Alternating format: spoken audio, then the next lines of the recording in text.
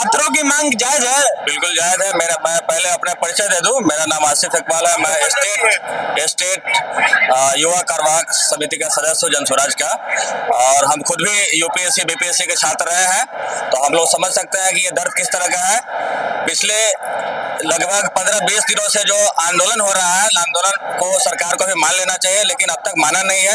इस आंदोलन का सिर्फ एक ही डिमांड है कि री एग्जाम हो। अगर एक सेंटर पे अगर कैंसिल हो रहा है तो इसका मतलब यह है कि कहीं न कहीं पे आपके इस एग्जाम प्रक्रिया में लूप होल है। अगर लूप होल है तो पूरे एग्जाम प्रक्रिया को ही रद्द करना चाहिए और री एग्जाम लेना चाहिए। और उसके अलावा दूसरा मुद्दा जनसुराज का यह है कि पिछले दिनों जितने भी एग्जाम्स हुए हैं, जो पेपर पे धांधली हुई है, हर एग्जाम आप देखेंगे कि जितने भी एग्जाम हो रहा है, सारा एग्जाम कुछ न कुछ धांधली, पेपर लीक, बगैर पेपर लीक का एग्जाम हो ही नहीं रहा बिहार में।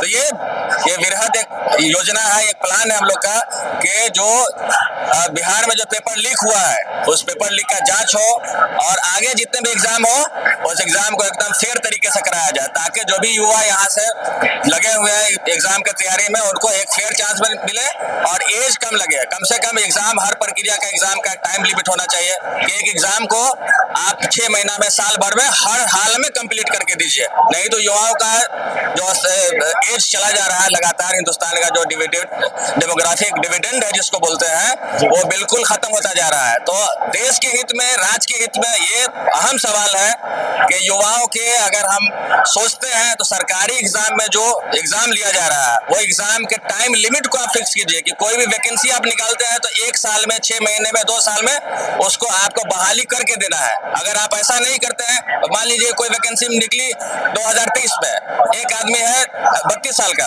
एग्जाम देते हैं तो 35 साल का हो जाएगा वो, आप उसका एज वहां वापस नहीं ला सकते हैं। तो ये अलग सवाल है, बहुत बृहद सवाल है। इस पे अगर गंभीरता से सवाल नहीं करेगा, अगर सोचेगा नहीं, तो सरकारें जो भी हो, सरकार अब तक जितनी भी सरकार आई, अब सरकार के नाम अभी जो वर्तमान सरकार है उस पर सवाल है, लेकिन जितनी भी सरकारें आई हैं उसका यही मकसद रहा है कि आप एग्जाम नोटिफिकेशन निकालते हैं 2023 में और एग्जाम लेते हैं 2022 में। अगर आपको सिविल कोर्ट का एग्जाम्पल दे देते हैं, सिविल कोर्ट का एक एग्जाम हुआ है, जो भी नहीं जानते हैं उसके बारे में बता दें, सिविल कोर्ट कलर का एग्जाम हुआ है।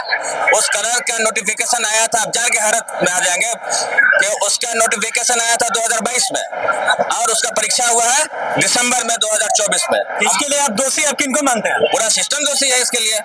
जब तक व्यवस्था परिवर्तन नहीं करेंगे आप, या तो सुधार करें।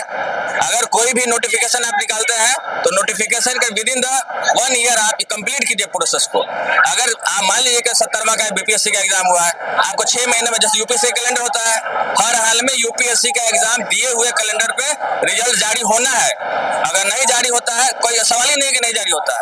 तो ये एक बिहार सरकार या जितने भी अब तक जो सरकारें आई हैं, वो सरकार का यही मंशा रहा है कि आप नोटिफिकेशन निकाल करके छात्रों को उलझाए रखें।